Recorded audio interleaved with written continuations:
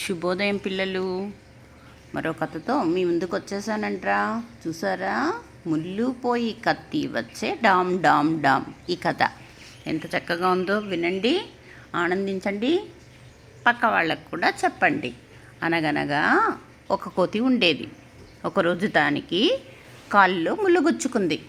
ఆ దారిలో ఒక మంగళి వెళ్తుంటే, నా కాలులో ముళ్ళు తీయవా అని అడిగింది.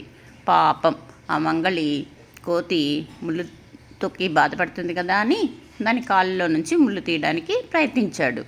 అలా ప్రయత్నించినప్పుడు ముళ్ళు సగం విరిగిపోయి సగం బయటికి వచ్చింది. దాంతో కోతి, నా ముళ్ళన్నా ఇవ్వు, లేకపోతే నీ కత్తన్నా ఇవ్వు అని పేచి పెట్టింది. చేసేదేమీ లేక మంగళి కత్తిని కోతికి ఇచ్చి తన దారిన తాను వెళ్ళిపోయాడు. ఇంతలో కత్తి తీసుకుని అలా వెళ్తున్న కోతికి దారిలో కట్టెలు కొట్టి అమ్మేవాడు కనిపించాడు.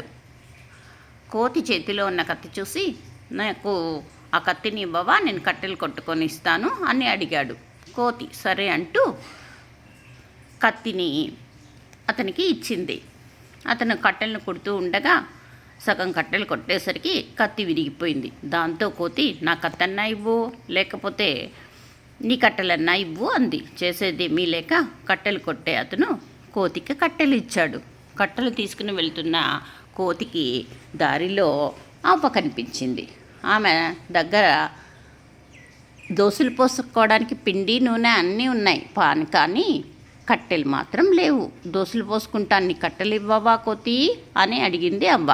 సరే అంటూ కోతి కట్టెలు ఇచ్చింది. అవ్వ కట్టెలను పొయ్యిలో పెట్టి దోశలు పోసుకునేసరికి కట్టెలన్నీ కాలిపోయాయి. దాంతో కోతి, నా కట్టెలన్నా ఇవ్వు, లేకపోతే నీ దోశలన్నా ఇవ్వు అంది. చేసేదేమీ లేక కోతికి దోశలు ఇచ్చేసింది అవ్వ. దోశలు తీసుకుని వెళ్తున్న కోతికి దారిలో ఒక పాప కనిపించింది.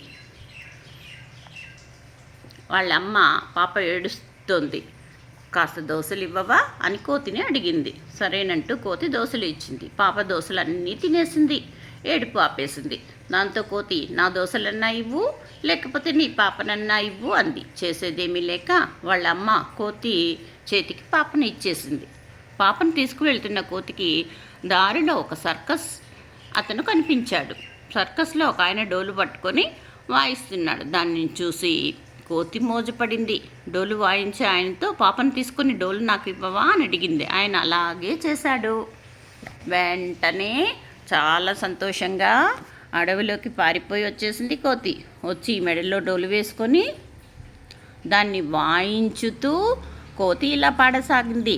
పిల్లలు చూడండి ఎంత తమాషాగా ఉందో. డామ్ డామ్ డామ్, డామ్ డామ్ డామ్, ముళ్ళు పోయి కత్తి వచ్చే డామ్ డామ్ డామ్, కత్తి పోయి కట్టెలు వచ్చే డామ్ డామ్ డామ్, కట్టెలు పోయి దోశలు వచ్చే డామ్ డామ్ డామ్, దోశలు పోయి పాప వచ్చే డామ్ డామ్ డామ్, పాప పోయి డోలు వచ్చే డామ్ డామ్ డామ్, నేనేమో అడవిలోకి వస్తే డామ్ డామ్ డామ్ అనుకుంటూ కోతి ఎంత చక్కగా పాడుకుంటూ అడవిలో సంతోషంగా గడపసాగింది. పిల్లలు మీకు నచ్చింది అనుకుంటాను. ఈ కథను వినండి, మళ్ళీ చెప్పండి.